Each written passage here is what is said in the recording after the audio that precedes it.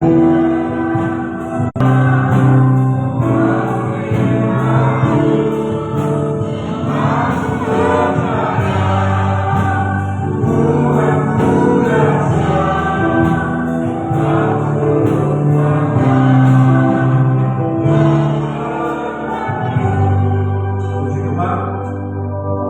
pagi, salam sejahtera bagi kita semua. Di dalam kasih sayang Tuhan kita Yesus Kristus, di dalam ibadah kita, Tuhan selalu menolong kita. Jangan berbicara kepada Tuhan, ibadah kita, Tuhan dapat melupakan.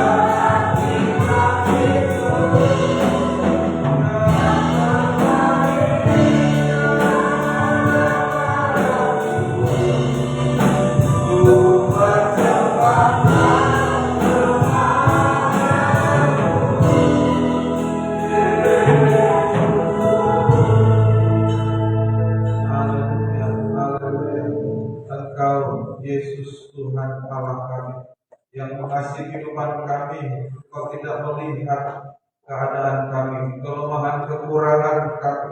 Engkau melihat daripada kesungguh-sungguhan hati kami untuk mau dibentuk, digarap kerjakan oleh pekerjaan firman Roh Kudus kasih Tuhan. Oleh sebab itu biarlah kehidupan kami di hari-hari yang terakhir ini menjelang kedatangan Tuhan kali yang kedua, biarlah setiap kami gereja Tuhan sungguh-sungguh membaktikan diri, taat benar-benar sampai daging, tidak bersuara, hanya menyembah Tuhan, memuliakan nama Tuhan. Itu sebabnya dalam ibadah ini jangan biarkan kami kering tanpa arti. Engkau hadir di tengah ibadah pelayanan ini, mengampuni, menyucikan, mengurapi kami semua dengan Roh-Mu yang suci. Mulai dari pelayan Tuhan, pemimpin pujian, pemain musik, singer, komputer, setiap kami yang hadir pada ruang kami ini, layakkan kami, mampukan untuk dapat memuji, membesarkan, mengagungkan nama Tuhan di tengah kami. Bapak Ibu Saudara yang masih berada di perjalanan, Tuhan sertailah langkah mereka, tibakan dengan selamat beribadah, memuliakan Tuhan. Segala pekerjaan ini setan penjahat selalu berusaha bekerja menghalang-halangi anak Tuhan untuk datang beribadah kepada Tuhan. Bahkan selama ibadah ini apapun bentuk gangguannya, kami usirkan semuanya itu di dalam nama Tuhan Yesus. Pergi darah Yesus yang berkuasa. Terima kasih Tuhan, setiap peralatan yang kami gunakan, penerangan listrik, AC, kendaraan diparkir, menjaga lindungi kami beribadah kepada Tuhan dengan sungguh-sungguh hormat takut akan Tuhan. Di dalam nama Tuhan Yesus Kristus kami sudah berdoa. Haleluya. Amin. Silakan.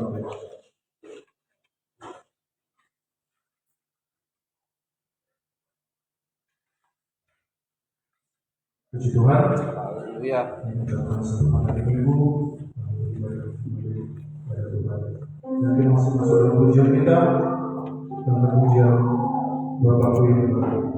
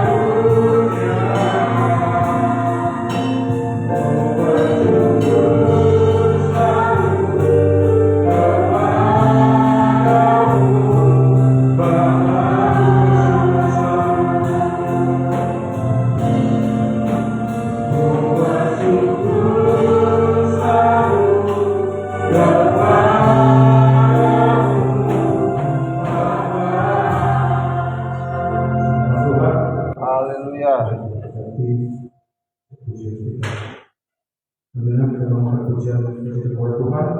Tuhan Yesus baik. Saya mohon kita untuk bangkit bersama.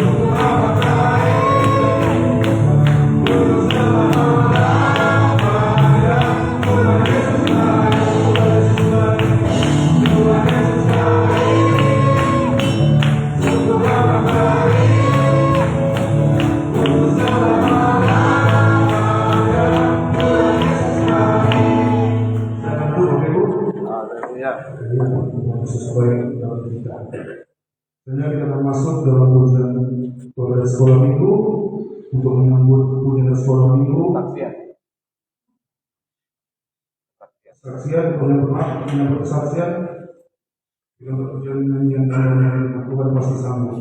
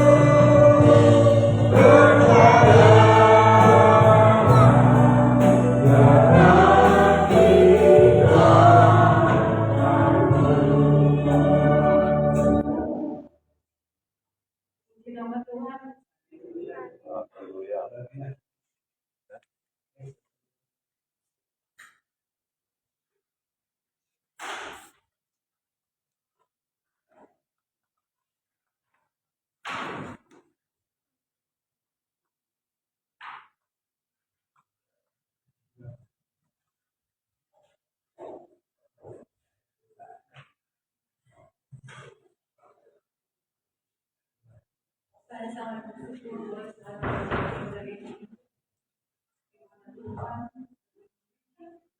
kesehatan, kehidupan kami, keluarga, kehidupan pribadi saya.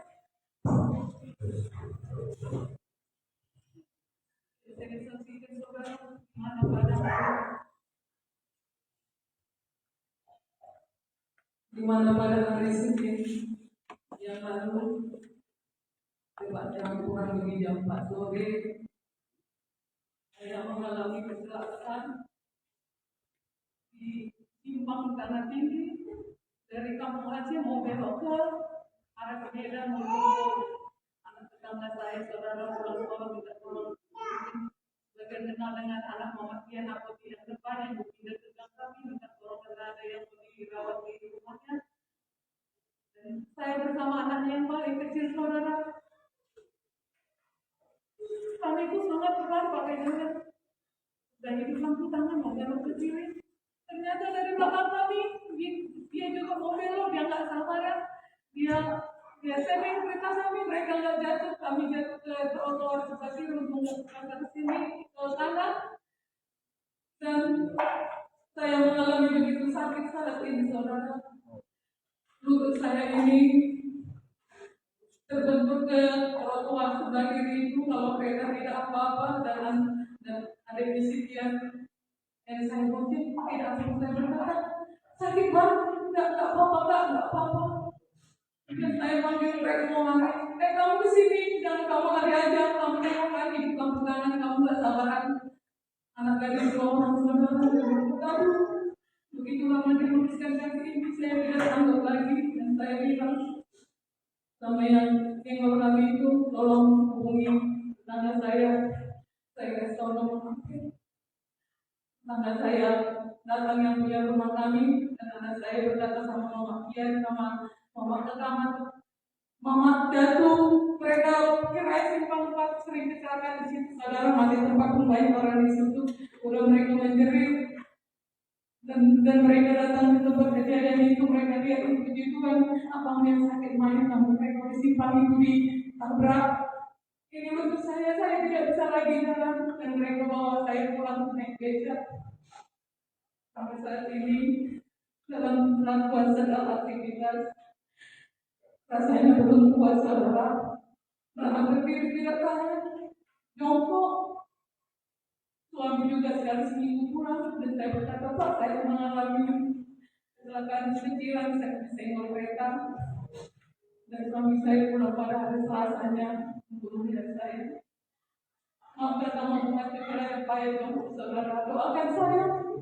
mungkin ini banyak kekurangan saya di hadapan Tuhan supaya di akhir nanti saya buat semakin dekat kepada Tuhan buat semakin sungguh-sungguh kepada Tuhan doakan Tuhan keluarga kami supaya semakin hari tetap boleh setia daripada melayani kita semua musuh sudah dua kali tapi rasanya untuk ini belum bisa digerakkan ini harus tegak ini berjalan doakan saya kepada supaya Tuhan berarti kalau melihat pekerjaan saya sehari-hari mengalami aktivitas antar jemput anak berawal orang tua saya sendiri suami saya sedikit kurang kuatkan saya 2 hari ini saya antar anak saya rasanya kaki ini belum bisa naik ke pinjaman kereta saya saudara dan terus saya sakit rasanya tegak kali rasa sampai saat ini mungkin saya melihat saya bisa naik sepeda pelan-pelan kalau enggak akan saya bagaimana anak dan orang tua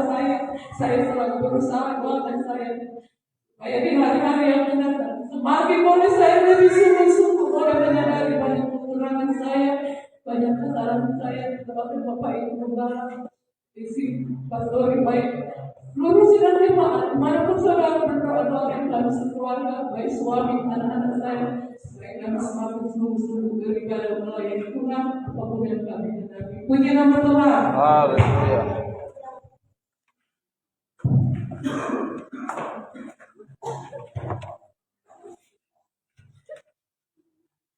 Pagi dan selamat beribadah juga.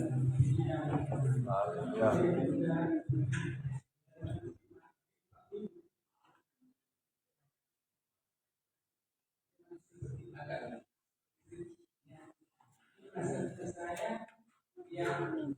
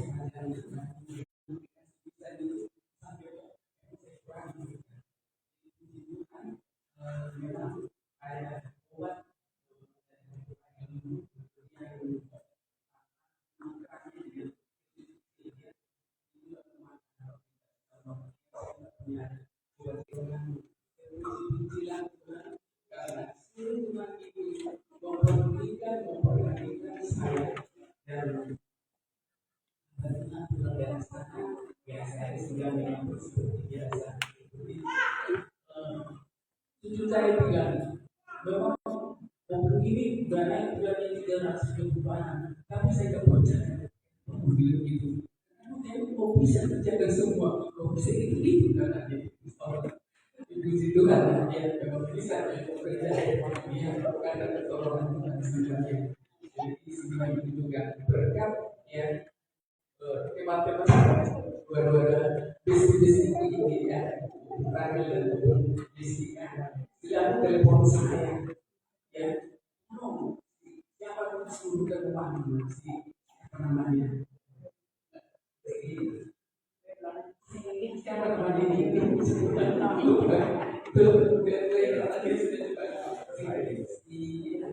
si Ella terus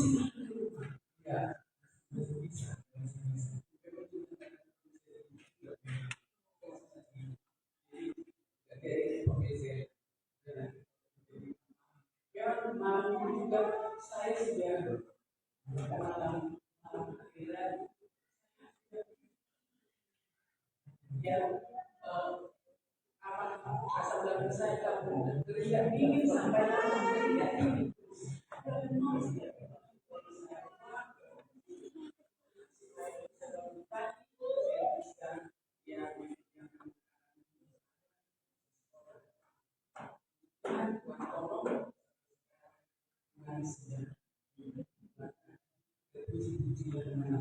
Haleluya.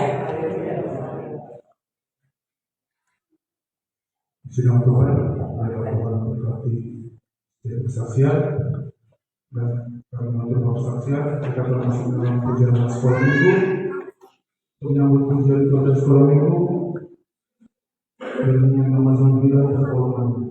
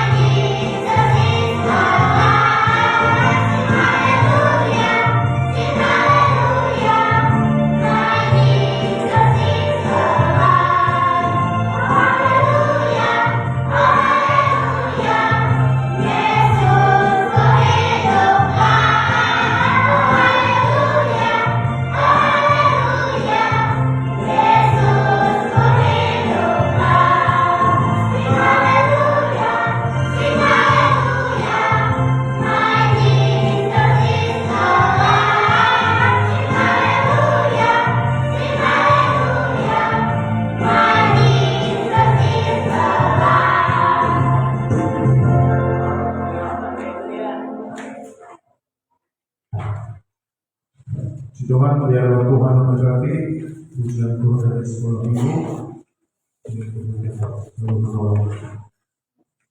Saudara, kita akan berikan persembahan yang pertama kepada Tuhan. Maka puji Tuhan persembahan.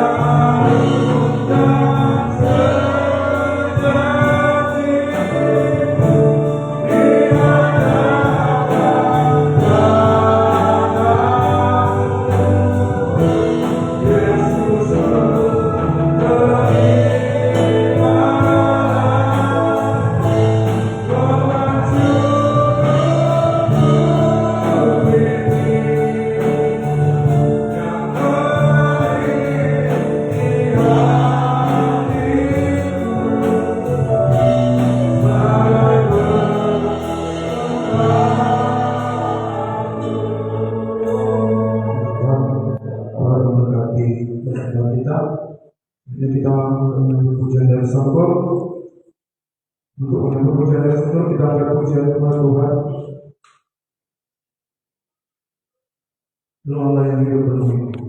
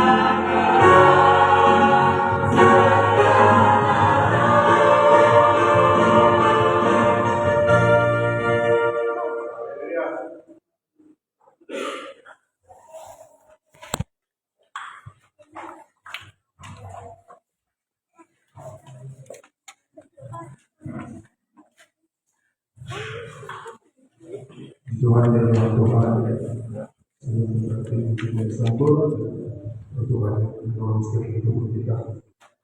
Tentu kita akan mengenal firman Tuhan. Firman kita berbagi bersama.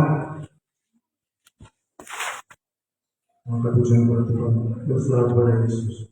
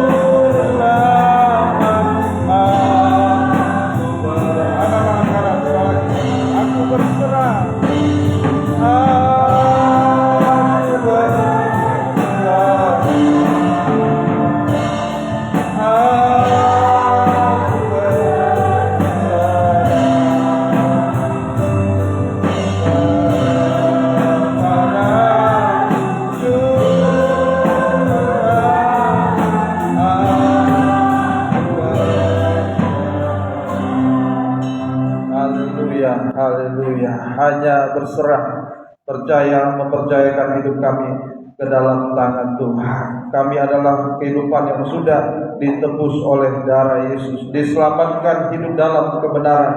Maka kami harus menyerahkan hidup kami seluruhnya ke dalam tangan Tuhan. Tuhan yang bertindak, Tuhan yang melakukan segala yang baik dalam kehidupan kami, menuntun kami sampai kami masuk ke kota Yerusalem baru. Terima kasih Tuhan.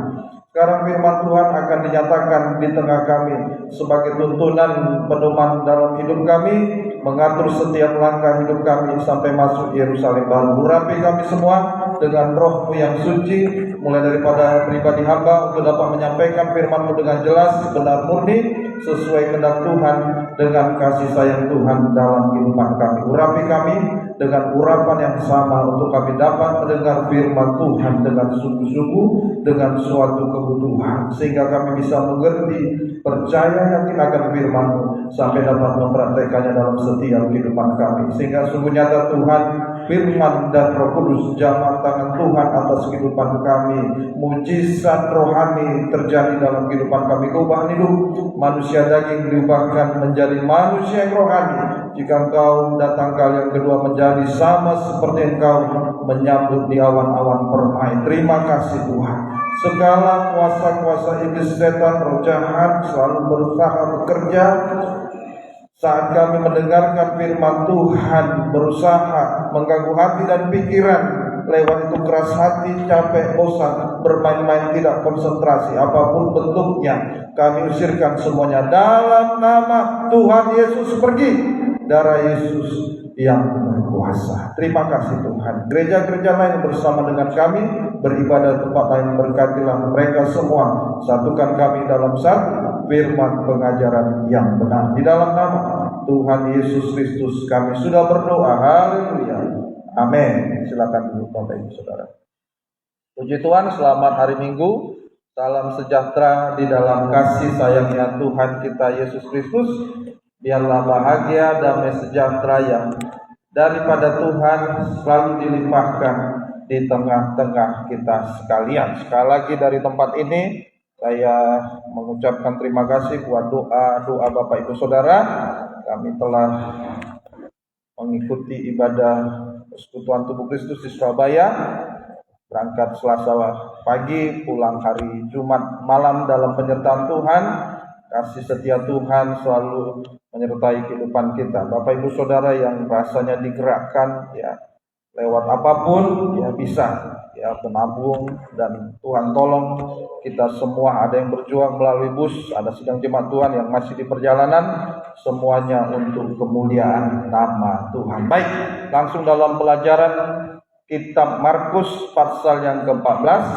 Kita langsung mendengarkan firman Tuhan di dalam Markus pasal yang ke-14 ayat yang ke-43 sampai ayat yang ke-45. Saya baca judul perikopnya yaitu Yesus ditangkap. Ya, jadi Markus 14 ayat 43 sampai 52 judulnya Yesus ditangkap, dan peristiwa ini masih terjadi di Taman Getsemani. Waktu Yesus masih berbicara, muncullah Yudas, salah seorang dari ke-12 murid itu, dan bersama-sama dia serombongan orang yang membawa pedang dan pentung, disuruh oleh imam-imam kepala, ahli-ahli Taurat dan tua-tua. Orang yang menyerahkan dia telah memberitahukan tanda ini kepada mereka. Orang yang akan kucium, itulah dia. Tangkaplah dia dan bawalah dia dengan selamat. Dan ketika ia sampai di situ, ia segera maju mendapatkan Yesus dan berkata, Rabi, lalu mencium dia. Ya, Yesus ditangkap di Taman Getsemani. Serombongan besar orang membawa pedang dan pentung, ya, diperintahkan oleh imam-imam kepala dan tua-tua bangsa Yahudi, dan sayangnya dipimpin oleh salah seorang murid Yesus, itulah Yudas Iskariot. Tujuannya datang untuk menangkap Yesus. Tujuannya datang untuk menangkap Yesus. Maka di akhir zaman ini gereja Tuhan juga akan mengalami Taman Getsemani, suasana Getsemani. Getsemani itu adalah pemerasan daging, mengalami sengsara daging, aniaya, kesulitan, kesesakan, kesedihan, dan sebagainya. Dan ini sama dengan adalah masa pra-aniaya antikris.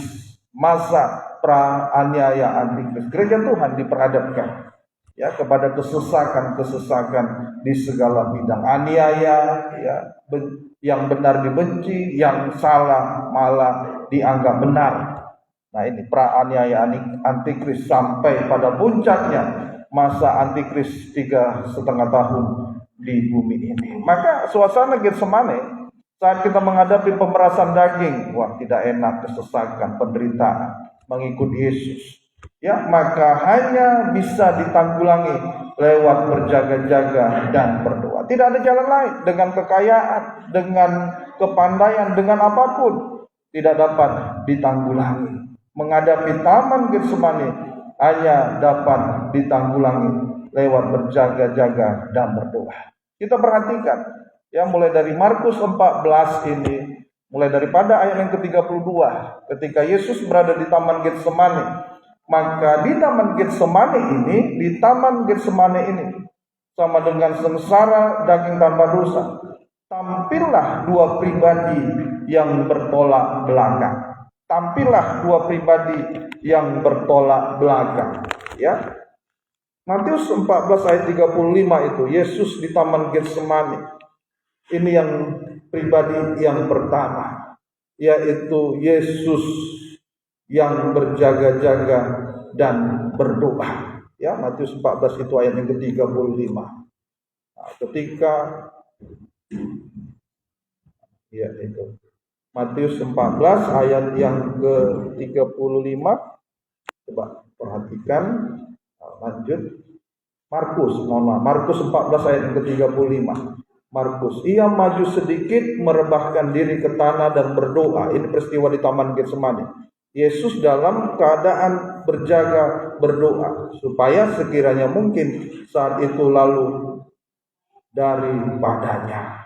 Menghadapi Taman Getsemani, ini pribadi Yesus. Yesus berjaga-jaga dan berdoa sehingga sanggup mengalami perobekan daging sepenuh, mengalami pintu tirai terobek dalam tabernakel itu. Ya, seluruh keinginan dan kehendak dagingnya dirobek sehingga Yesus bisa taat dengar-dengaran sepenuhnya pada kehendak Tuhan. Kalau kita tidak berjaga-jaga dan berdoa, maka hanya keinginan daging kita ini yang muncul. Ya, pada ayat yang ke-43, ketika Yesus berbicara, muncullah Yudas. Saat firman Tuhan yang disampaikan, yang muncul adalah keinginan daging kita, yang muncul adalah logika kita. Tidak dapat ditanggulangi kecuali dengan berjaga, berdoa, sehingga keinginan daging kita dirobek. Sama seperti Yesus, keinginan dan kehendak dagingnya dirobek sehingga bisa taat dengar-dengaran kepada kehendak Tuhan. Seluruh kehidupan Yesus diisi dengan kehendak Bapa. Bagi kita, seluruh kehidupan kita diisi dengan firman pengajaran yang benar. Kalau kita mau berjaga-jaga dan berdoa. Sehingga kalau kita menuruti kehendak Tuhan, kita menjadi manusia rohani yang sempurna. Kalau menuruti kehendak Tuhan, tujuannya menjadi manusia rohani yang sempurna. Buli-buli bejana tanah liat menjadi buli-buli emas berisi mana. Apa artinya ini? Buli-buli emas berisi mana? Sama dengan kehidupan yang tahan uji saat diperhadapkan kepada suasana Getsemani. Tidak gampang kecewa, putus asa, tidak gampang bersungut-sungut, tidak gampang marah, tidak gampang mempersalahkan orang lain. Tahan uji. Dan kehidupan buli-buli emas berisi mana ini akan tersimpan di dalam tabut perjanjian, di dalam kerajaan surga, mengalami kehidupan yang kekal selama-lamanya. Ya, Markus 14 ini dalam tabernakel terkena kepada buli-buli emas berisi mana. Ya, itu tersimpan di dalam tabut perjanjian. Ya, letaknya itu di ruangan Maha Suci. Lalu yang kedua, ini ya, di Taman Getsemani ini terjadi. Di Taman Getsemani tadi Yesus, pribadi Yesus yang taat dengar-dengaran. Kalau dia berdoa berjaga-jaga, bisa berdoa berjaga untuk menghadapi Taman Getsemani sehingga bisa taat dengar-dengaran. Lalu pribadi yang bertolak belakang inilah yang kedua. Markus 14 ayat 43. Yudas Iskariot yang tidak berjaga-jaga dan berdoa.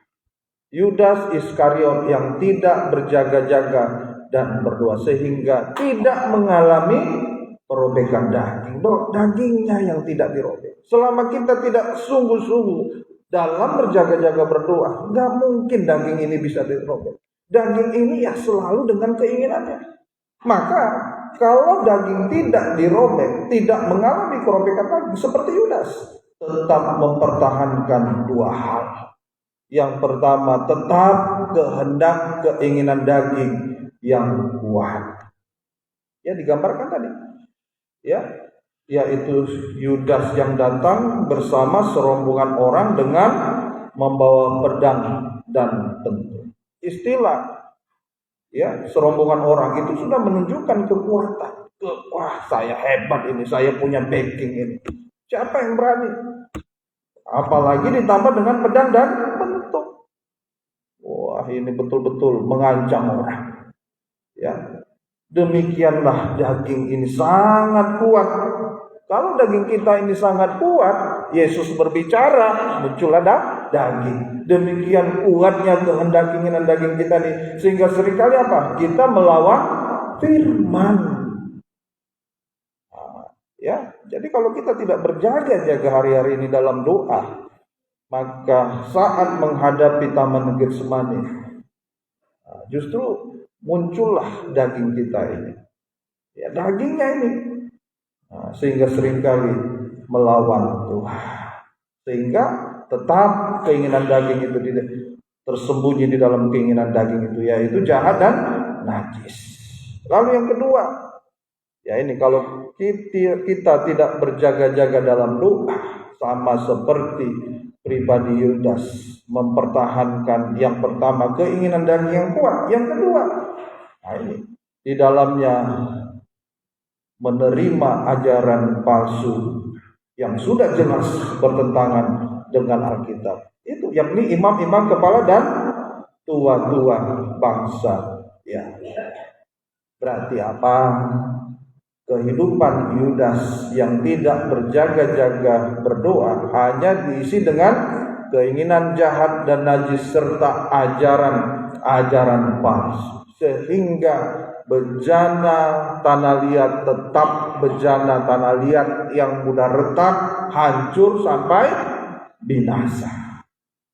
Nah, itu jadi saat-saat menghadapi suasana Getsemani adalah saat-saat menentukan apakah kehidupan kita ini mau diisi dengan kehendak Tuhan atau kehendak kita, ya, atau mau diisi dengan lebih menerima ajaran-ajaran palsu, ajaran-ajaran lain, gosip, ya, pengetahuan manusia tentang kehidupan, tentang surga. Mana ada hubungan ajaran-ajaran palsu di dunia ini dengan surga? Tidak. Ya, waspada. Markus 14 ayat 43 ini, waktu Yesus masih berbicara, muncullah Yudas, salah seorang dari kedua belas murid itu, dan bersama-sama dia serombongan orang yang membawa pedang pentung, disuruh oleh imam-imam kepala ahli Taurat dan tua-tua. Nah, ini waspada gereja Tuhan. Pemisahan yang sebenarnya terjadi itu ada di antara murid-murid Yesus sendiri. Pemisahan itu terjadi sebenarnya berada di antara murid-murid itu sendiri, bukan orang luar, Bapak Ibu Saudara. Ini berasal dari kalangan gereja Tuhan, bukan dari luar. 1 Yohanes 2 ayat 18 sampai 19. Ini sama dengan kehidupan yang melawan Tuhan, sama dengan antikris, munculnya berada dari antara di tengah-tengah kita. Anak-anakku, waktu ini adalah waktu yang terakhir, dan seperti yang telah kamu dengar, seorang antikristus akan datang. Sekarang telah bangkit banyak antikristus. Itulah tandanya bahwa waktu ini benar-benar waktu yang terakhir.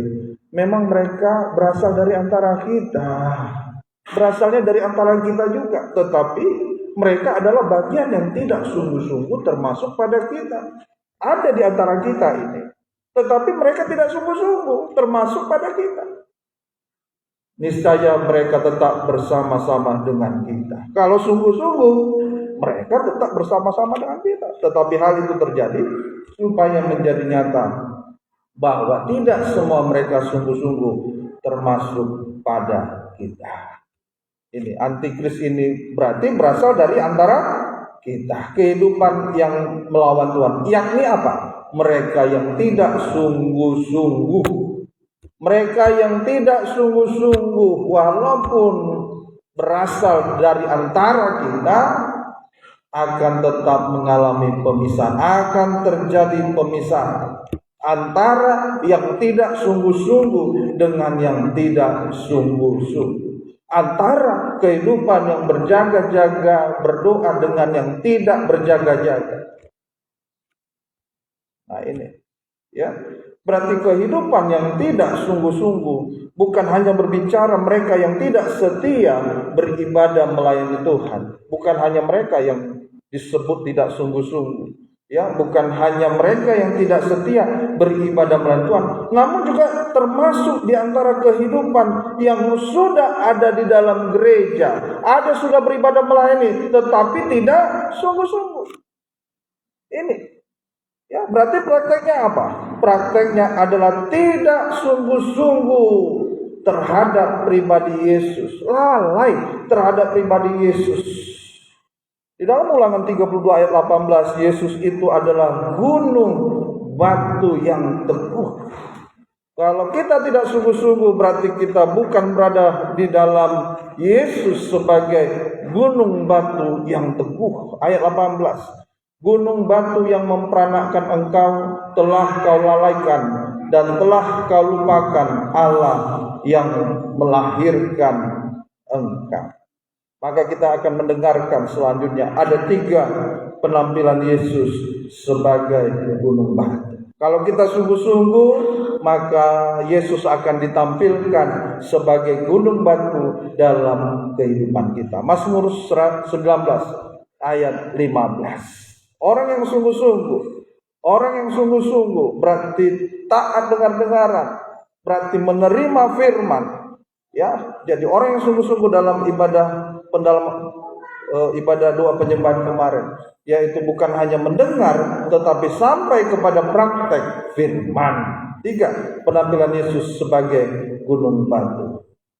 Mazmur 19 ayat 15. Mudah-mudahan engkau berkenan akan ucapan mulutku dan renungan hatiku, ya Tuhan, gunung batu dan penebusku. Ditambah Mazmur 52, Mazmur 62 ayat 2 sampai 3. Siapa ini gunung batu? Hanya dekat Allah saja aku tenang, daripadanya lah keselamatanku. Hanya dialah gunung batuku dan keselamatanku, kota bentengku, aku tidak akan goyah. Maka kalau kita sungguh-sungguh, yang pertama penampilan Yesus sebagai gunung batu, maka yang pertama Yesus sebagai penebusku, Yesus sebagai juru selamatku yang menyelamatkan manusia berdosa. Ini yang pertama. Ya, kalau kita sungguh-sungguh, maka pribadi Yesus ditampilkan sebagai gunung batu. Yang pertama, Yesus sebagai penebus, juru selamat yang menyelamatkan manusia berdosa. Nah ini, apa prosesnya untuk menerima keselamatan? Pertanyaan selanjutnya, apa prosesnya untuk menerima keselamatan? Yaitu iman percaya kepada Yesus. Lewat apa? Mendengar firman Kristus, firman dalam urapan Roh Kudus. Nah ini, ya, iman timbul dari mendengarkan firman Kristus. Jadi kalau kita mendengar firman Tuhan tidak konsentrasi, mengantuk, bosan, bermain-main, ya, senyum karena melihat handphone dan lain sebagainya, ini kan sudah sama dengan sudah mulai meninggalkan Yesus sebagai gunung batu. Ya. Ayo. Berarti kalau kita berbicara suka mendengarkan firman, sama dengan kita berada dekat pintu gerbang surga. Dekat pintu gerbang surga, mendengar saja firman dengan sungguh-sungguh. Alkitab katakan berbahagialah mereka yang membaca, mendengar, dan melakukan. Maka sebaliknya, kalau kita bosan saat mendengarkan, mengantuk saat mendengarkan firman, berarti ini sama dengan kita berada dekat pintu gerbang maut. Memang beribadah, memang mendengarkan firman Tuhan, tetapi tidak sungguh-sungguh. Ini proses menerima keselamatan. Lalu kalau kita sudah mendengar firman dengan sungguh-sungguh, maka firman yang kita dengarkan wah ini salah berarti, ini nggak boleh. Yaitu yang selanjutnya, hingga mati terhadap dosa, orang yang mati harus masuk dalam kuburan air. Namanya dikubur, semua harus tenggelam. Semua harus tenggelam, ya. Lalu bangkit dalam hidup yang baru, menerima jenis kehidupan surgawi, mengalami kelahiran baru dari air dan roh. Yesus keluar dari air, lagi terbuka, merpati turun. Roh Kudus, ya, kelahiran baru dari air dan roh. Hidup dalam hidup yang baru, hidup surgawi, berarti berbicara surga, berbicara kebenaran, hidup dalam kebenaran. Itu, ya, hidup dalam kebenaran. Orang yang hidup dalam kebenaran berpegang teguh pada satu firman, pengajaran yang benar. Itu, ya, dalam tabernakel terkena kepada halaman, menunjuk pada halaman pada tabernakel. Mazmur 62 ayat 2 sampai 3. Inilah keselamatan itu kalau kita hidup dalam kebenaran. Hanya dekat Allah saja aku tenang, daripadanya lah keselamatanku. Hanya dialah gunung batuku dan keselamatanku, kota bentengku. Aku tidak akan goyah. Yesus sebagai gunung batu, bayangkan batu besar saja kok, apalagi gunung batu. Wah, mana mungkin goyah. Berarti hasilnya apa? Kalau kita hidup dalam kebenaran, hasilnya apa? Tahan uji. Memiliki iman yang teguh, tidak akan goyah. Tidak akan pernah goyah. Gunung batu tidak akan pernah goyah. Sekalipun apa? Menghadapi pencobaan, sekalipun menghadapi masalah dalam nikah, rumah tangga, tidak akan pernah goyah, tahan uji. Tidak akan menghadapi cobaan, godaan. Ya. Itu godaan itu kan sesuatu yang enak bagi daging, itu kan enak. Wah, merokok enak, apa yang enak? Yang enak, ya. Apalagi kalau pergaulan yang salah. Waduh, tadinya tidak minuman keras, sekarang karena pergaulan salah mabuk dan lain sebagainya. Itu sesuatu yang enak bagi daging namun tidak sesuai dengan firman, itulah godaan. Nah, ini hasilnya, ya, kalau kita hidup dalam kebenaran, ya maka hasilnya tahan uji, memiliki iman yang teguh. Lalu dikatakan apalagi hasilnya pada ayat yang kedua tadi, ya, hanya dekat Allah saja aku tenang. Yesus sebagai gunung batu, maka kita mengalami ketenangan, semua menjadi enak dan ringan. Nah, ini berarti kalau ada yang tidak benar, kalau ada yang tidak benar dalam hidup kita, berarti sebenarnya apa? Kita sudah mulai membuka telinga kita terhadap ajaran yang tidak benar, itu saja. Dan itulah yang membuat kita hati lesu, berbeban berat. Setan kan selalu begitu, lewat orang lain, bisa lewat orang yang terdekat dengan kita. Wah, kamu beribadah tapi hidupmu begitu-begitu saja. Saya beberapa kali menyampaikan, persoalan suasana kerajaan surga, persoalan surga dengan dunia ini tidak ada hubungannya. Tidak ada hubungannya. Jangan dihubung-hubungkan. Saya sampaikan, kalau ada masalah dalam nikah, rumah tangga, wah, baru berantem. Setan berbisik, wah, kamu bagaimana mau beribadah?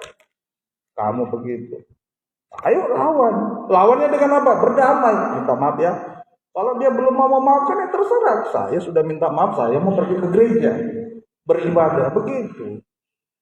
Ya, seringkali kita dengan persoalan-persoalan dunia ini dihubungkan, sehingga menghambat kita, menghalangi kita untuk beribadah kepada Tuhan. Maka kesimpulannya, kalau dalam hidup ini kita merasa berat menjalani hidup ini, ingat saja, berarti pasti ada sesuatu yang tidak benar. Itu saja. Berat dalam hidup ini, menghadapi nikah, rumah tangga, ibadah, pelayanan, pekerjaan, berat di hidup ini. Pasti ada sesuatu yang tidak benar. Pasti. Nah, ya, karena apa? Dekat dengan gunung batu tenang, dikatakan. Dekat dengan gunung batu tahan uji, kuat, teguh hati. Ya, berbeda kontras, bertolak belakang dengan antikris, itulah Yudas. kehidupan yang melalaikan, melupakan Yesus sebagai penebus. Berarti artinya apa? Keadaan yang kontras, yang bertolak belakang dengan Yesus, berseberangan dengan pribadi Yesus seperti Yudas, ya, melupakan Yesus sebagai penebus. Yesus sebagai penebus yang menyelamatkanku, berarti melalaikan, melupakan Yesus. Prakteknya apa? Mempertahankan hidup yang tidak benar. Mempertahankan hidup yang tidak benar, selalu mempertahankan dosa. Sama dengan antikris, sama dengan seperti karakternya Yudas itu. Itu kan terjadi di Taman Getsemani, sama-sama di gereja ibadah loh, tapi tidak sungguh-sungguh. Nah, inilah sehingga apa? Di dalam dua dasar apa itu? Bangunan itu. Membangun rumah di atas pasir, rubuh dan hebatlah kerusakannya. Tidak ada dasar kan? Kalau tidak Yesus sebagai dasar gunung batu, berarti bangunnya di mana? Di atas pasir. Kena godaan, kena fitnah, kena gosip, kena tekanan ekonomi. Tuhan tolong kehidupan kita. Ayo berjaga-jaga, berdoa untuk tetap hidup benar, berpegang teguh pada satu firman pengajaran. Itu saja. Ya, tidak penting usia kau muda berapa. Ya ini, Pak Pendeta, umur saya sudah sungguh-sungguh tergempal, tapi mana jodoh? Tidak penting. Yang penting tetap berpegang teguh pada satu firman pengajaran yang benar. Itu saja. Nah, ini yang pertama. Ayo, kehidupan yang sungguh-sungguh, ya, berarti prakteknya Yesus sebagai gunung batu, maka ditampilkan dalam hidupnya Yesus sebagai penebus yang menyelamatkan kehidupan kita, ditandai dengan kehidupannya tahan uji, hidup dalam ketenangan. Lalu yang kedua, Kejadian 49 ayat 24. Tapi kalau kita tidak sungguh-sungguh, rasanya memang berat menjalani hidup ini. Berat sekali. Karena apa?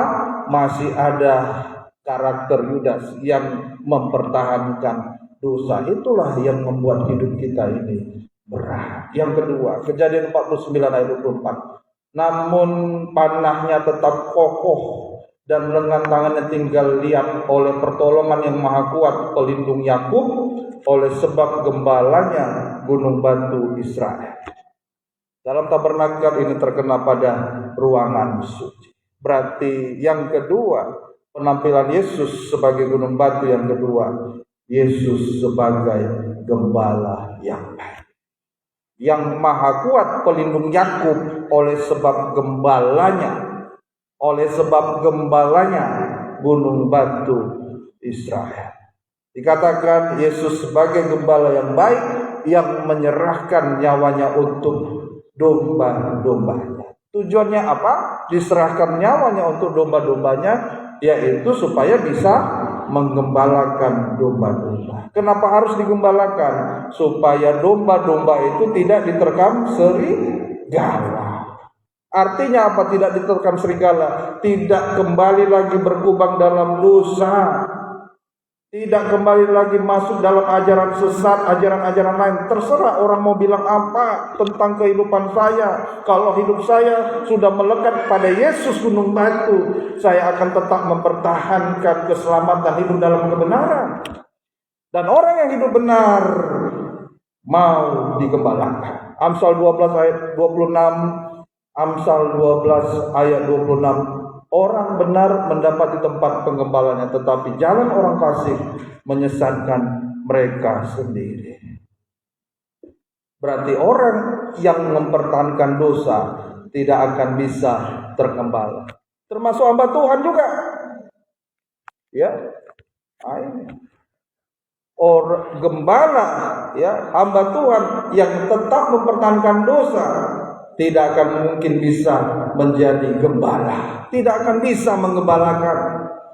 Maka sebaliknya, orang yang benar tidak mempertahankan dosa pasti bisa tergembala. Orang yang benar, sekali lagi, mendapatkan tempat penggembalaan yang benar.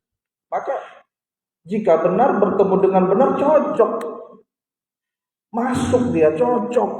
Benar bertemu dengan benar. Sebaliknya Mazmur 1 ayat 5, kalau selalu mempertahankan kefasikan, tetap mempertahankan orang, mempertahankan dosa, orang pasti tidak akan tahan dalam penghakiman.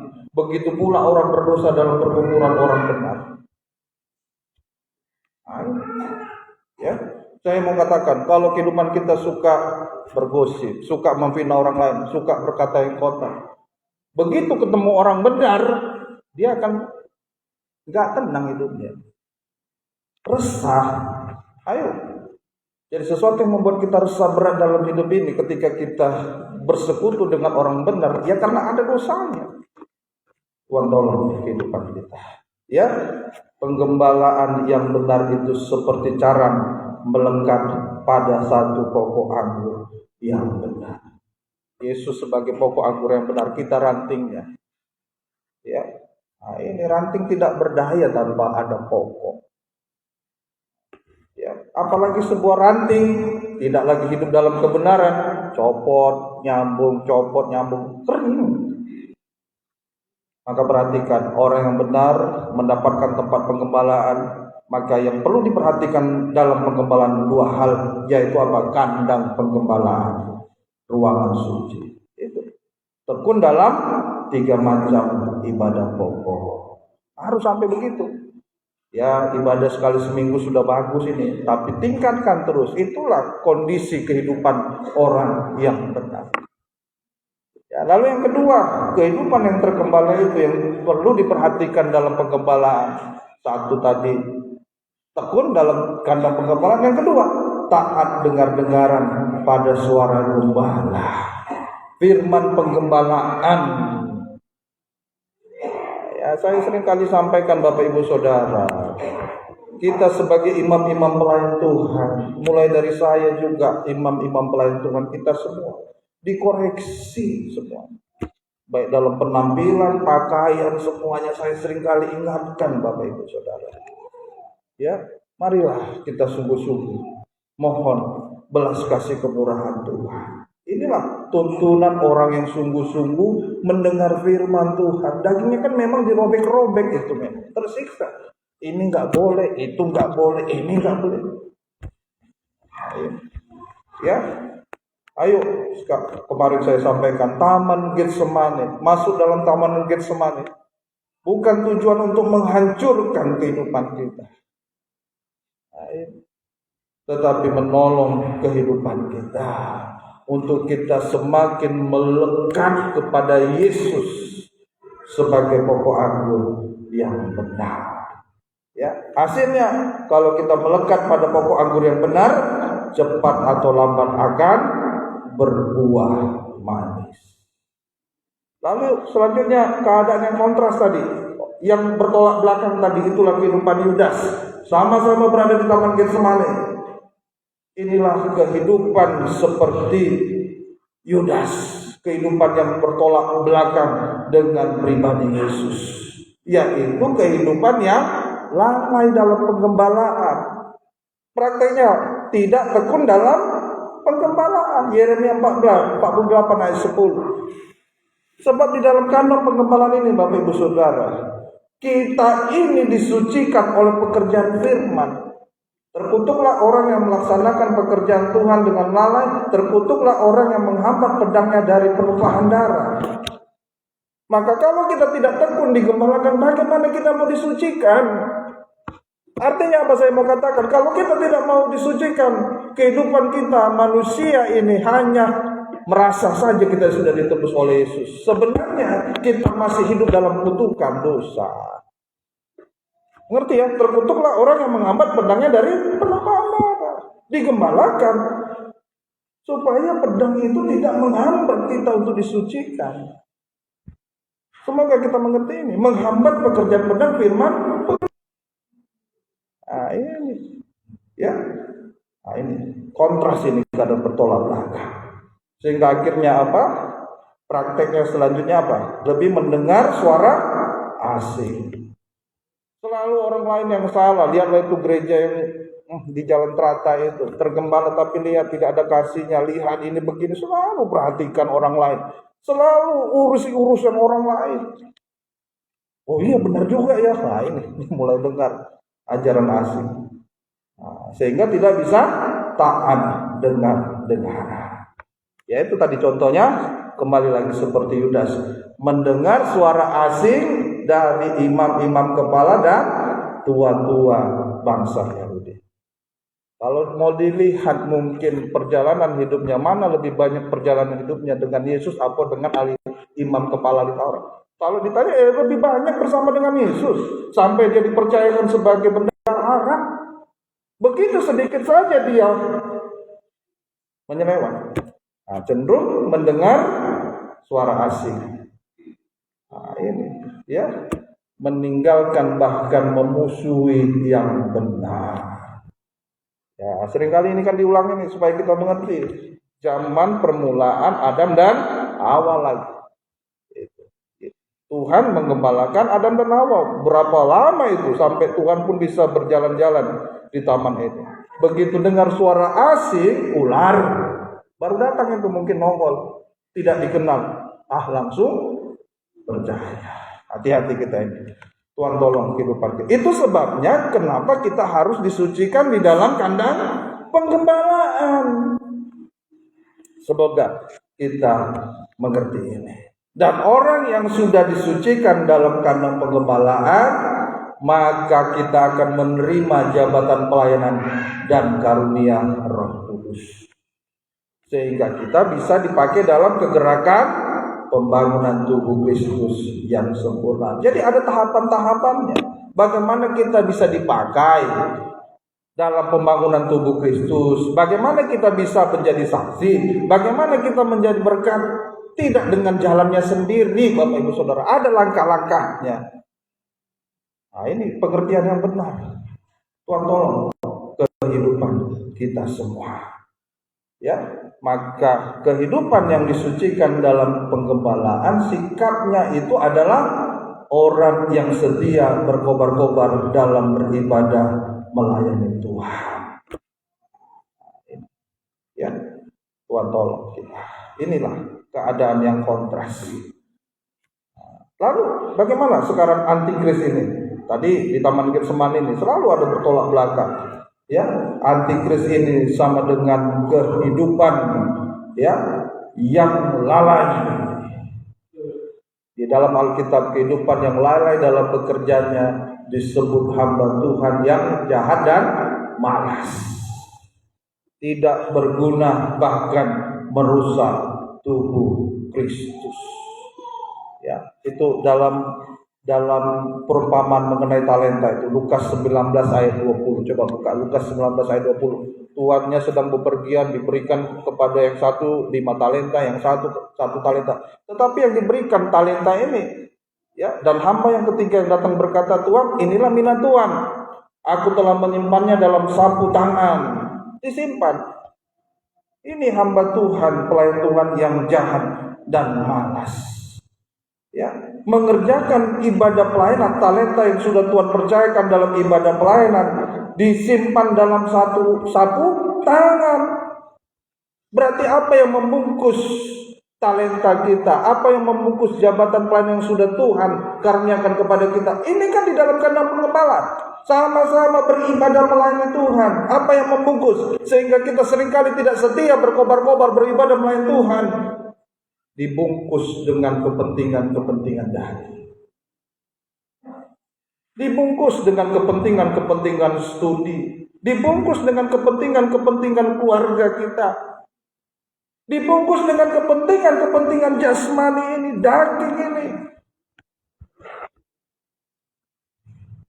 Dan pada akhirnya sama seperti ini. Aku tahu Tuhan ini kejam katanya. Kalau nanti baca ya. Tuhan menanam, coba baca dulu ayat yang ke 21, lanjut. Sebab aku takut akan Tuhan karena Tuhan adalah manusia yang keras. Tuhan mengambil apa yang tidak pernah Tuhan taruh dan Tuhan menuai apa yang tidak Tuhan tabur. Wah, menyalahkan Tuhan. Jelas ini nyata. Hati-hati kita. Ya, sama seperti Yudas. Sampai menangkap Yesus kan. Marilah kehidupan kita. Kalau kita sudah dipercayakan ibadah pelayanan sampai menjadi imam dan raja, tetapi kita tidak setia berkobar-kobar, itu sama dengan kita membungkus di sapu tangan, dibungkus dengan kesibukan di dunia ini, dibungkus dengan masalah-masalah yang ada di dunia ini. Studi membuat kita tidak lagi sungguh-sungguh, keluarga dan sebagainya. Akhirnya pasti menyalahkan orang lain sampai menyalahkan Tuhan. Nah itu, ya, Tuhan tolong kehidupan kita. Marilah kita berjaga-jaga berdoa, tergembala benar, bertahan dalam penyucian. Itu berarti kita harus setia berkobar-kobar dalam pembangunan rumah rohani. Kejadian 28 ayat 20 sampai 22. Dasarnya ini harus diselesaikan. Bagaimana kita dipakai dalam pembangunan tubuh Kristus. Bagaimana kita itu, oh ya saya menjadi miliknya Tuhan. Oh ya saya hidup karena Tuhan. Baca. Lalu bernasarlah Yakub, jika Allah akan menyertai dan akan melindungi aku di jalan yang kutempuh ini, memberikan kepadaku roti untuk dimakan dan pakaian untuk dipakai, sehingga aku selamat kembali ke rumah ayahku, maka Tuhan akan menjadi Allahku. Dan batu yang kudirikan sebagai tugu ini, ya Tuhan sebagai gunung batu, akan menjadi rumah Allah. Dari segala sesuatu yang kau berikan kepadaku, akan selalu kupersembahkan 1/10 kepadamu. Nah ini, ya, Tuhan tolong kehidupan kita. Maka bukti kita dasarnya ini ya, dalam pembangunan tubuh Kristus adalah adanya persepuluhan, yakni pengakuan bahwa kita sudah diberkati oleh Tuhan, bahwa kita sudah mengalami perlindungan penyertaan Tuhan sampai ke anak cucu kita. Wah, Pak Pendeta ini ya memang begitu. Firman Tuhan ini ya, kami harus siap menyampaikan waktu baik atau tidak baik. Ini lagi. Nah, ya kemarin kami mendengar juga itu dalam ibadah itu. Ya kalau hamba Tuhan menyampaikan 1/10, wah ini hamba Tuhan ini mata duitan. Ya terserah. Tetapi ini penting bagi kita. Ya. Maka kalau kita berpikir, Pak Pendeta, saya bisa hidup walaupun tidak saya mengembalikan milik Tuhan. Dengar baik ini Bapak Ibu Saudara. Yakub mengembalikan persepuluhan kepada Tuhan adalah atas pengakuan bahwa segala berkat yang dia terima berasal dari Tuhan. Berarti ia hidup, ia diberkati oleh karena Tuhan. Ya memang hidup saya. Pak Pendeta, saya hidup. Saya tidak mengembalikan milik Tuhan persepuluhan, saya hidup. Saya mau katakan di dunia ini manusia yang tidak mengenal Tuhan pun hidup secara jasmani. Jasmaninya makmur. Dan mereka kadang-kadang sebut bahwa mereka hidup dari Tuhan. Maka dengar baik ini, di hadapan Tuhan pengakuan harus disertai dengan perbuatan. Iman tanpa perbuatan adalah mati. Alkitab katakan sama halnya iman tanpa disertai perbuatan, sama dengan tubuh tanpa roh. Bayangkan apa terjadi kalau tubuh tanpa roh? Bukan lagi manu. Semoga kita mengerti. Jadi ini hanyalah pengakuan bahwa kita hidup dari Tuhan. Sekali lagi di dunia ini, orang yang tidak mengenal Tuhan tidak mengerti mengembalikan milik Tuhan. Hidup. Makmur. Tetapi kalau kita mengerti, kalau kita hidup karena Tuhan, Yakub ini contoh. Terjadi sebelum adanya hukum Taurat zaman Musa. Semoga kita mengerti ini. Maka kalau kita, ini dasar pembangunan, sangat dasar. Kalau dalam hal uang saja kita tidak jujur, bagaimana? Ya, maka di hadapan Tuhan pengakuan harus disertai dengan perbuatan sehingga kita bisa menerima firman yang disampaikan. Nah ini, Yudas itu kan mengambil ya kas di bendaharanya, mencuri. Maka hidupnya coba selalu berseberangan, selalu tidak sungguh-sungguh. Semoga kita mengerti ini. Firman Tuhan ini cukup dalam. Tetapi biarlah kita mengerti bahwa tuntunan Yesus sebagai gunung batu menuntun kita bukan hanya untuk hidup diselamatkan, diberkati. Setelah orang hidup yang diberkati, diselamatkan, memang harus digembalakan, mau tidak mau. Orang yang tidak digembalakan tidak akan mengalami pedang itu, tidak mau disucikan. Digembalakan, disucikan. Jangan jadi hamba Tuhan yang jahat malas, menyimpan di sapu tangan, bukan setia berkobar-kobar karena ditutupi dengan masalah-masalah di dunia ini. Yang terakhir, yang ketiga, Yesus sebagai gunung batu. Jangan kita bertolak belakang seperti Yudas, tetapi ayolah di pihak Tuhan, walaupun berat memang. Taman Getsemani, pemerasan daging. Yang terakhir, Ulangan 32 ayat yang keempat. Ulangan 32 ayat yang keempat. Gunung batu yang pekerjaannya sempurna, karena segala jalannya adil, Allah yang setia dengan tiada kecurangan, adil dan benar Dia. Yesus tidak ada kecurangan. Ya. Maka yang ketiga yaitu ada 3 penampilan Yesus sebagai gunung batu, yaitu Yesus sebagai mempelai pria surga yang menyempurnakan sidang jemaat menjadi mempelai wanitanya, yang pekerjaannya sempurna, menyempurnakan kita sejak kita ditebus oleh darah Yesus. Bukan hanya kita dituntun dalam hidup dalam kebenaran, bukan hanya sekedar kita dituntun dalam hidup kebenaran, tetapi juga disucikan, digembalakan lewat ini pedang firman. Bukan hanya sekedar disucikan, tetapi sampai disempurnakan menjadi mempelai wanita Tuhan. Ini terkena dalam tabernakel menunjuk ruangan maha suci. Efesus 5 ayat 25 sampai 27. Efesus 5 ayat 25 sampai 27. Hai suami, kasihilah istrimu sebagaimana Kristus telah mengasihi jemaat dan telah menyerahkan dirinya baginya, untuk menguduskannya sesudah ia menyucikannya dengan memandikannya dengan air dan firman, supaya dengan demikian ia menempatkan jemaat di hadapan dirinya dengan cemerlang, tanpa cacat atau kerut atau yang serupa itu, tetapi supaya jemaat kudus dan tidak bercelah. Nah ini, Yesus memandikan kita, menyucikan kita tadi ya, lewat baptisan air. Langkah-langkahnya tadi sudah kita dengar di awal. Dengar firman, firman timbul dari mendengarkan, ya, iman timbul dari mendengarkan firman. Ya, lewat mendengar firman, mengoreksi dosa, bertobat, berhenti berbuat dosa, masuk baptisan air yang benar, dan air hujan firman, pengajaran yang benar. Ya, jadi Yesus menyucikan kita dengan baptisan air dan air hujan firman, pengajaran yang benar, disucikan, diubahkan sampai sempurna. Kontras lagi nih dengan Yudas yang bertolak belakang, berada di Taman Getsemani, yaitu 2 Timotius 3 ayat 1 sampai 5. Ini lalai dalam penyucian, tidak mau disucikan, menolak penyucian sehingga hidupnya tidak berubah. Ketahuilah pada hari-hari terakhir akan datang masa yang sukar.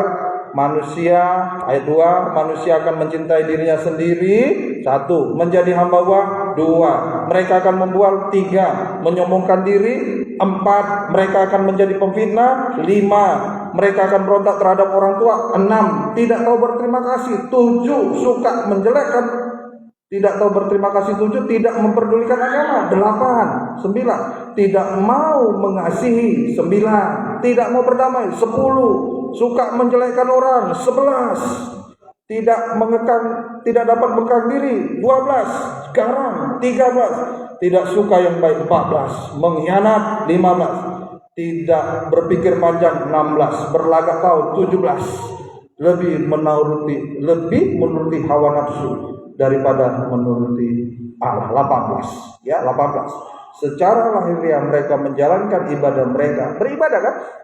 Beribadah ini, ya, tetapi pada hakikatnya tidak sungguh-sungguh, memungkiri kekuatannya. Jauhilah mereka itu. 18, Anam, antikris. 6 tambah 6 tambah 6, 18, tabiat daging. Sekalipun beribadah, sekalipun memegang jabatan sebagai rasul Yudas, namun tidak dibaharui, tetap mempertahankan 18 sifat tabiat daging. Tubuhnya daging, 6, jiwanya daging, 6, rohnya daging. Daging semua ini sama dengan bagaikan binatang buas, hanya mengikuti naluri daging, kembali seperti zaman Nuh. Ini firman ini, ya. Nah, ini 2 Timotius 3 ayat 8. Itu sebabnya mengapa orang yang fasik, orang yang tidak mau ditegur, orang yang tetap mempertahankan dosa, justru tidak mau berada dalam kumpulan orang benar, selalu yang salah benar. Nah, ini. Dan memang orang benar justru ditentang dan yang salah justru dibela. Inilah seperti Yanes, Yambres menentang Musa, demikian juga mereka menentang kebenaran. Kalau tidak sungguh-sungguh menentang kebenaran, disamakan akal mereka bobrok dan iman mereka tidak tahan uji. Nah ini, ya, Tuhan tolong. Karena akal mereka sudah bobrok dan imannya sudah gugur. Ya, berarti kehidupan yang tidak mau berubah hidupnya ini sama dengan akalnya. Nah, semoga kita mengerti ini, terus menentang kebenaran. Dan akhirnya apa? Imannya gugur. Iman mereka tidak tahan uji. Jelas ya, ini firman ayat yang dibacakan. Semoga kita mengerti ini. Ayo sebaliknya, Yesus di Taman Getsemani taat pada kehendak Allah sampai mati di kayu salib. Filipi 2 ayat 5 sampai 8. Sehingga kita memiliki 7 pikiran dan perasaan Yesus. Mari 5 sampai 8, Filipi 2 ayat 5 sampai 8. Hendaklah kamu dalam hidupmu bersama menaruh pikiran dan perasaan yang terdapat juga dalam Kristus Yesus, yang walaupun dalam rupa Allah tidak menganggap kesetaraan, 6, ikuti, dengan Allah itu sebagai milik yang harus dipertahankan. 7, melainkan telah mengosongkan dirinya sendiri, mengambil rupa seorang hamba dan menjadi sama dengan manusia. 8, dan dalam keadaan sebagai manusia, ia telah merendahkan dirinya, taat sampai mati, bahkan sampai mati di kayu salib. Sebaliknya, Yesus justru taat pada kehendak Tuhan sampai mati di kayu salib. 7 pikiran dan perasaan yang terdapat dalam Yesus. Yang pertama, penyerahan diri. Kehidupan kita yang dibaharui sampai sempurna. Penyerahan diri, mempercayakan hidup kita kepada Tuhan. Lalu yang kedua, tidak mempertahankan sesuatu. Ini sama dengan segera cepat. Ayo, tidak mempertahankan. Ada dosa, segera selesaikan. Yang ketiga, mengosongkan diri. Tidak merasa lebih benar daripada yang lain, sehingga tidak akan menghakimi orang lain, sehingga tidak mungkin menjelekkan orang lain. Mengambil rupa sebagai hamba 4, padahal ia seorang raja. Hamba yang taat dengar-dengar, suruh sana ya. Pakaiannya begini ya. Ya. Saya kembali lagi nih mengenai pakaian. Semoga Tuhan tolong kehidupan kita. Ya, lalu apa lagi? Yang kelima, yaitu menjadi sama dengan manusia. Namanya manusia bisa merasakan penderitaan orang, hanya selalu berbuat baik, empati. Tahu, oh dia begitu. Jangan disakiti, sudah menderita disakiti.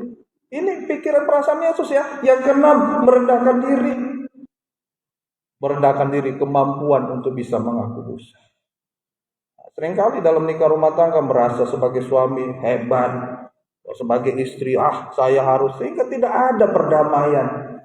Ini orang tua terhadap anak terhadap orang tua, tidak bisa merendahkan diri, tidak selesai, tidak damai.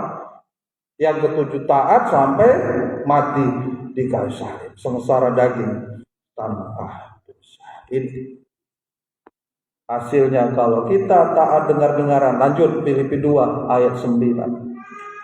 Itulah sebabnya Allah sangat meninggikan dia, mengaruniakan kepadanya nama di atas segala nama. 10. Supaya dalam nama Yesus bertekuk lutut segala yang ada di langit dan yang ada di atas bumi dan yang ada di bawah bumi. 11. Segala lidah mengaku Yesus Kristus adalah Tuhan bagi kemuliaan Allah.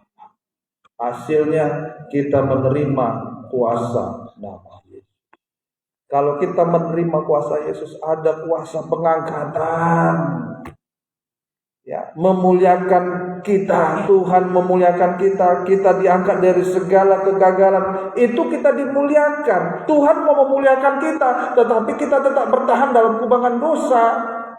Hanya mengalami kutukan. Sementara Tuhan mau memuliakan, mengangkat kita dari kegagalan penderitaan. Ini, ya, Tuhan memuliakan kita berarti Tuhan mau memakai kita dalam pembangunan tubuh Kristus. Lalu yang kedua, hasilnya ada kuasa pengangkatan. Yang kedua, ya, ada kuasa kemenangan atas setan Tritunggal. Nah, ini setan adalah sumbernya masalah, pencobaan, semua itu, supaya kita bisa hidup benar, menang atas masalah. Kalau menang atas masalah berarti masalah sudah diselesaikan oleh Tuhan. Sampai yang terakhir ada kuasa pembaharuan, yakni mulai lidah, jangan ada dusta, jujur. Nah, kalau kita bisa jujur, Tuhan katakan kalau sudah tidak salah dalam perkataan, ia adalah sempurna. Terus dibaharui, tidak salah dalam perkataan. Mulut hanya menyembah Tuhan, berjaga-jaga berdoa, menyembah Tuhan. Dan jika Yesus datang kali yang kedua, hanya menyerukan haleluya. Kita bertemu Yesus di awan-awan permai. Masuk perjamuan kawin anak domba, 1000 tahun damai, Firdaus, Yerusalem baru, bahagia selamanya. Puji Tuhan. Inilah firman Tuhan yang dapat saya sampaikan. Saya undang pemain musik, singer, tampil ke depan. Ayo, menghadapi apa saja, peganglah. Ya, walaupun kita berada dalam taman Getsemani, banyak mengalami sengsara.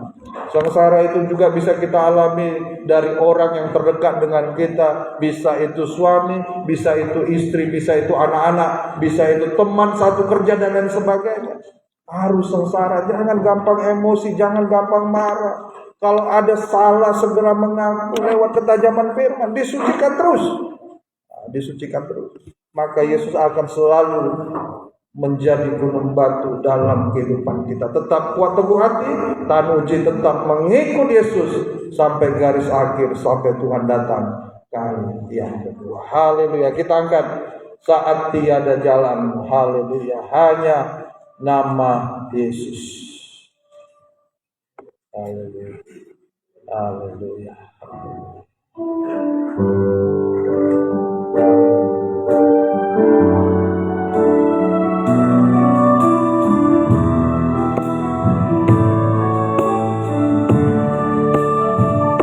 Sekarang kita bersama bangkit berdiri. Haleluya. Saat tiada hadapi persoalan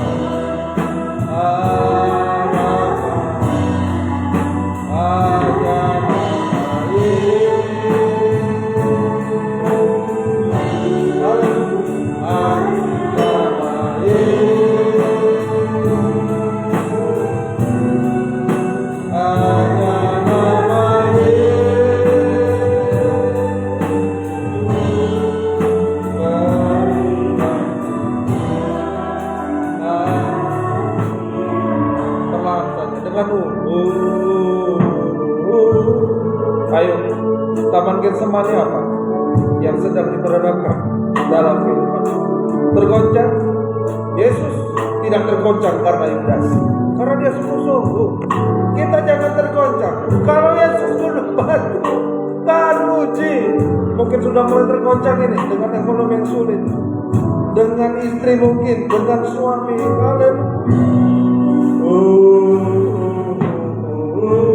Panggil nama Yesus. Yesus batu karang yang teguh. Kamu udah menghadapi perjodohan mungkin masa depan, pikiran sudah mulai terbentur. Mari tamankan semuanya apa yang diperhadapkan dalam hidup. Yesus memberikan kepastian. Yesus memberikan kemenangan. Angkatlah kedua tangan kita sekali lagi dengan kata-kata hanya nama Yesus. Serahkan hidup kita kepada Tuhan. Dia adalah gunung batu yang kuat, tidak mungkin goncang. Haleluya, haleluya. Hanya nama Yesus berikan kepastian. Hanya nama Yesus. Ayo silakan. Ada nama Yesus. Panggil nama Yesus.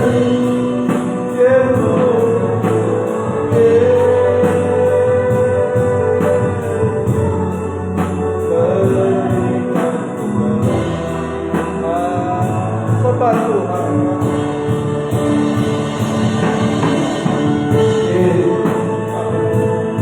Engkau adalah gunung batu yang teguh.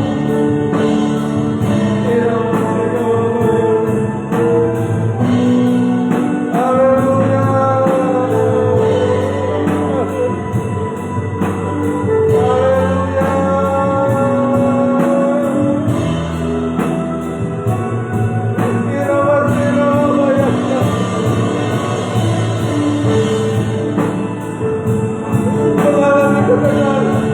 Mengalami segala yang kita alami,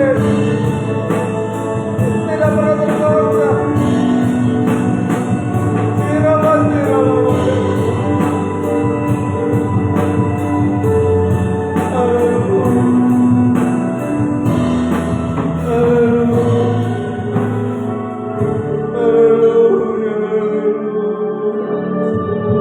Turunkan kedua tangan kita. Haleluya, haleluya.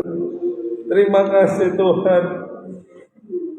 Terima kasih. Seringkali kami tergoncang. Sekarang kami mengerti karena kami tidak sungguh-sungguh berpegang kepada Yesus, gunung batu yang teguh itu.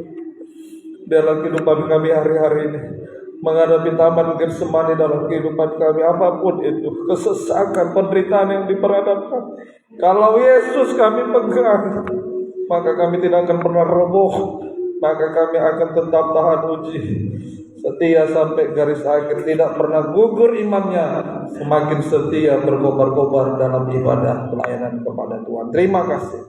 Tetapkan firman dan Roh Kudus-Mu dalam kehidupan kami. Di dalam nama Tuhan Yesus Kristus kami sudah berdoa. Haleluya. Amin. Haleluya.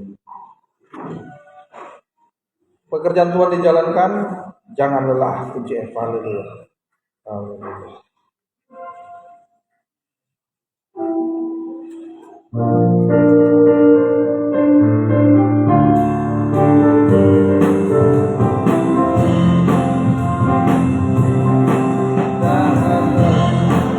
Bekerja di ladangnya Tuhan, Roh Kudus yang beri kekuatan, yang mengajar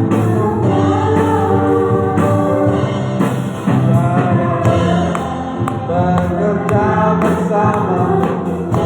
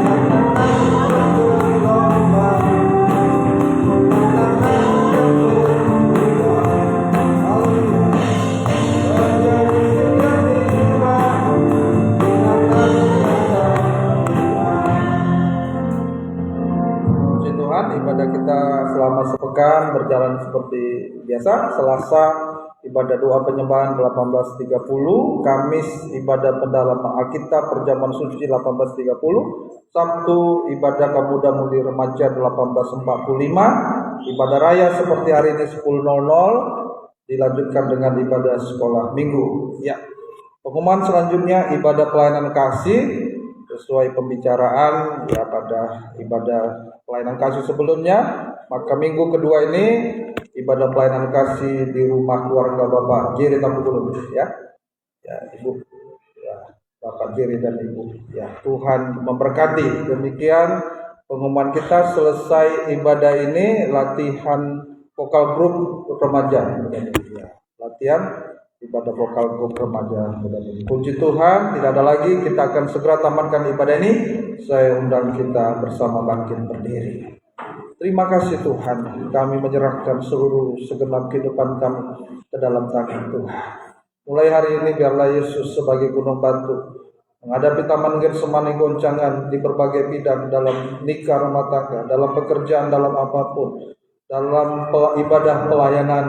Kami tetap kuat teguh hati, setia sampai garis akhir, dibenarkan, disucikan, disempurnakan terus lewat pekerjaan firman Roh Kudus dan kasih Tuhan selalu dinyatakan dalam kehidupan kami. Gembalakan kehidupan kami, sidang jemaat Tuhan, kehidupan dalam pergumulan sehari-hari sebagai kepala sekolah, guru, pegawai di kantor, pegawai di kedinasan, pegawai bank, karyawan swasta, sales marketing, jual beli sepeda motor, Tuhan berkati. Bahkan becak petani, transportasi online juga Tuhan berkati. Pedagang buah-buahan nanas, sayur mayur, bahan pokok sehari-hari, grosir, sembako, Tuhan berkati semuanya. Peternakan, pensiunan juga Tuhan berkati. Demikian juga kami berdoa, baik juga NGO, usaha-usaha di rumah tukang masak, di rumah makan, toko mainan yang lain-lain juga Tuhan berkati. Yang menambah usaha, menambah modal, berikan nikmat yang daripada Tuhan. Omset, pendapatan yang sudah mulai menurun, angkat kembali dalam nama Tuhan Yesus Kristus. Terima kasih Tuhan. Demikian juga pergumulan lain menghadapi penyelesaian hutang piutang. Ampuni kami Tuhan, mohon buka jalan bisa menyelesaikan tepat pada waktunya. Pergumulan dalam kerinduan anak juga mohon buka jalan juga. Terima kasih. Baik juga urusan-urusan surat menyurat, penyelesaian surat-surat rumah juga Tuhan buka jalan semua. Kehidupan kaum muda-mudi remaja juga dalam kehidupan masa depan, perjodohan, pekerjaan, buka jalan semua. Tuhan tolong. Baik juga anak-anak kami melanjutkan dalam dari studi SMA ke kuliah juga Tuhan tolong buka jalan. Semua lulus baik, nama Tuhan dipermuliakan. Demikian juga menghadapi sakit penyakit, mohon kemurahan-Mu atas kesaksian Ibu Aritonang Tuhan. Ampuni Tuhan, mohon kemurahan-Mu Tuhan, tidak ada yang membahayakan, semua mendatangkan kebaikan, sembuhkan dalam nama Tuhan Yesus Kristus. Demikian yang lain-lain juga.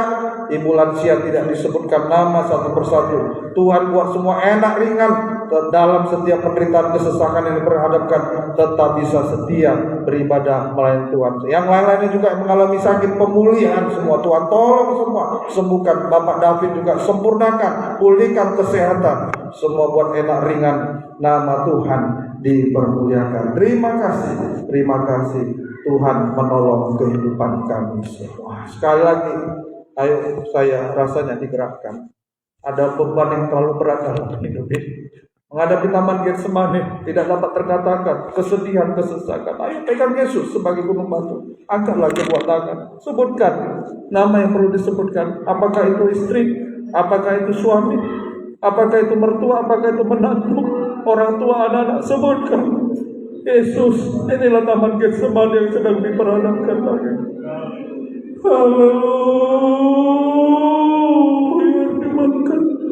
Selesaikan Tuhan, kami mau sungguh-sungguh pegang Yesus itu sebagai gunung batu dalam kehidupan kami. Ampun Tuhan, haleluya. Terima kasih, turunkan kedua tangan kita. Terima kasih, mohon kemurahan Tuhan. Selesai ibadah ini, kami akan kembali ke rumah kami masing-masing. Tuhan menjaga, melindungi, menyertai, tiba sehat selamat di rumah. Kembalikan dalam ibadah-ibadah kami memuliakan nama Tuhan. Sidang jemaat Tuhan dan sudah berkorban untuk pekerjaan Tuhan, untuk pribadi hamba dalam bentuk apapun, balaskanlah dengan berlipat kali ganda. Biarlah berkat-Mu dan damai sejahtera di dalam persekutuan dengan Allah Bapa, Allah Sang Putra dan Allah Roh Kudus, di dalam nama Tuhan Yesus Kristus menyertai kami sekalian ya, mulai siang ini sampai selama-lamanya. Dalam nama Tuhan Yesus Kristus kami sudah berdoa. Haleluya. Amin. Puji Tuhan. Tuhan Yesus memberkati.